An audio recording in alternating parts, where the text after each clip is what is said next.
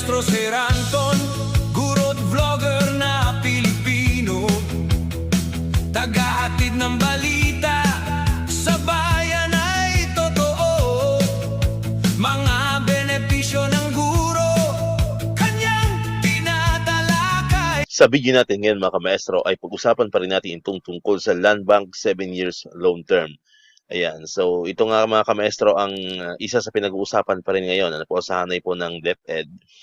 Ayan, ito po patungkol sa 7 years loan term, particularly po yung 7 years loan term na manggagaling po sa mga private lending institution or mga PLI na hanggang sa kasalukuyan po July 21, 2026 ay wala pa po tayong updates kung mayroon na bang guidelines coming from the Department of Education tungkol nga po dito sa implementation po ng 7 years loan term. So marami po mga kamaestro natin ang talagang nag-aantay doon sa ipapalabas pong guidelines. So balit yun nga, ngayon po ay nasa third week na po tayo ng July ay wala pa pong lumalabas. Ang balita po natin ay talagang masusi pong pinag-aaralan yung guidelines na ipapalabas, particularly po doon sa interest rate per annum po. So kailangan kasi ay magkasundo ang lahat ng PLI doon sa interest rate per annum po na ipapatupad, ayan, coming from the Department of Education. So hopefully po ay mapagkasunduan na po nila yan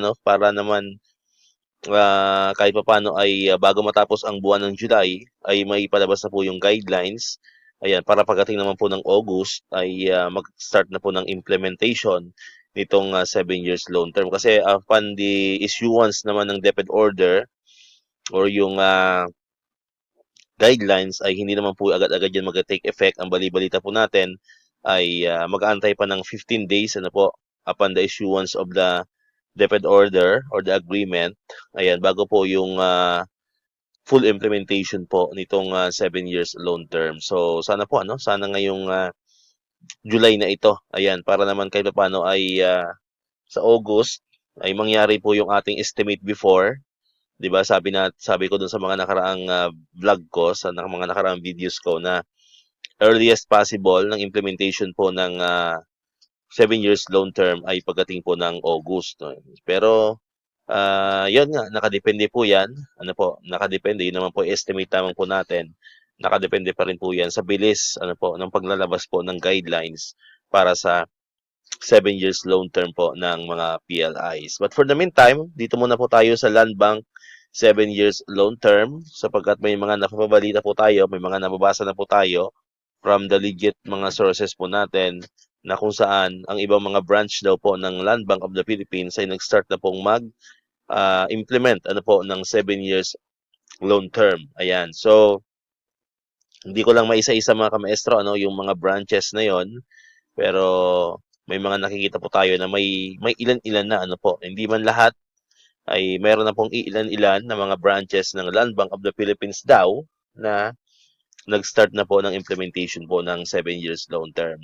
Ayan. So kagaya po ng mga ng parati kong sinasabi sa mga videos po natin, pag mayroon po tayo diyang kamaestro na nanonood at nakapag-try na na mag-avail nitong 7 years loan term, makakapagpa-compute na sa Land Bank, comment down below naman dyan sa ating pong comment section para yung ibang mga subscriber po natin na malapit sa inyong lugar ay may inform din na sila po ay pwede nang pumunta sa kanilang mga Land Bank branches.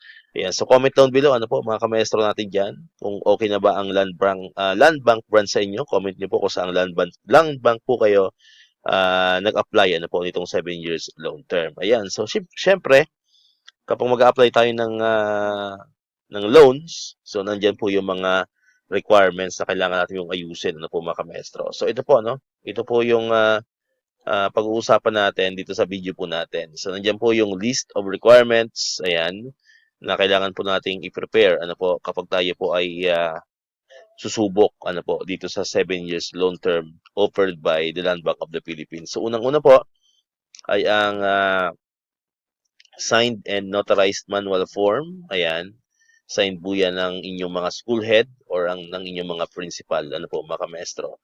Then, ang pangalawa po ay ang Certificate of Net Take-Home Pay or Payslip from the borrower. So mahalaga po 'yan para makita ng land bank na kayo ay pasok pa no, doon sa kanilang program ng 7 years loan term. Kasi hindi naman pwedeng maglo-loan kayo ng 7 years loan term tapos ang baba-baba na po ng inyong net pay. Siyempre pinapagalagaan din po ng land bank ano po and the DepEd mismo na wag naman sobrang baba po ng ating net pay. Ayan, kasi baka wala na tayong sahurin, 'di ba? Mas lalo tayong mahihirapan, ano po mga maestro. Then next is yung pangatlo, yung service record or appointment. Ito po ay for new borrower lang naman. Pero kung dati na po kayo sa land bank, I think hindi na po ito pwede. Ano, hindi na po tayo kailangan ano po yung service record po natin or appointment. Then next is photocopy of PRC and DepEd ID, front and back with 3 signatures for the borrower. Ayan. So ito, kalimitan naman po natin yung pinapasa, no? Yung photocopy po ng PRC and DepEd ID. And next is letter request to avail kung magkano yung ihiramin mo and payable in 7 years. So you're going to state your reason. So ito po yung mga pwedeng nating ilagay na reason po natin for availing the 7 years loan term sa land bank. Meritorious cases like emergency expenses, ayan, for hospitalization, educational, and natural or man-made disasters. So, yan po yung mga reasons na po na pwede natin pong ilagay dito sa atin pong letter request. Ayan. And of course, specific po tayo kung ilang years. Yan. Siyempre, karamihan po dyan pipiliin is yung 7 years. Alright? So, yun po, no? Yun po yung mga list of requirements, ayan, na kailangan po nating ayusin kung tayo po ay nagpaplanong mag-avail ano po nitong 7 years loan term from the Land Bank of the Philippines. Ayan. So sabi ko nga kanina bago natin tapusin itong video, if meron po tayong mga kamestro dyan na nakatry na mag-avail nitong 7 years loan term, please comment down below ng inyong branch na pinuntahan, ayan, para ma-inform din po natin yung ibang mga kamestro po natin na nanonood ngayon sapagkat nabalitaan nga po natin na mayroon ng mga ilang branches ng Land Bank na nag-start na pong mag-implement nitong 7 years long term. So, doon po natin malalaman kung talagang legit po yung information pong nakuha po natin, mga kamaestro. Alright? So, dito ko na tatapusin tong ating video ngayon, mga kamaestro. Kung di ka pa nakakapag-subscribe, click mo na ang subscribe button dyan para ikaw yung unang nakapanood ng mga videos na ina-upload natin.